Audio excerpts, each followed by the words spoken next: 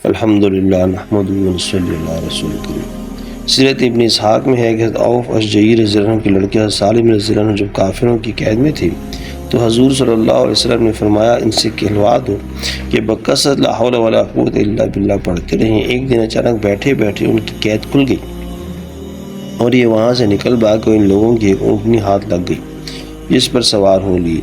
راستے میں ان کے اونٹوں کے ریوڑ ملے، انہیں اپنے ساتھ ہنکال لائے۔ وہ لوگ پیچھے دوڑے لیکن یہ کسی کے ہاتھ نہ لگے، سیدھے اپنے گھر آئے اور دروازے پر کھڑے ہو کر آواز دی۔ باپ نے آواز سن کر فرمایا اللہ کی قسم یہ تو سالم ہے۔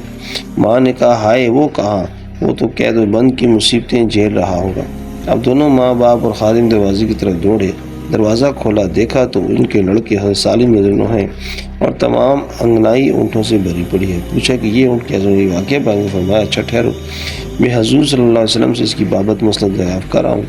نبی کریم صلی اللہ علیہ وسلم نے فرمایا یہ سب تمہارا ہے، جو چاہے کرو، جزاک اللہ خیر۔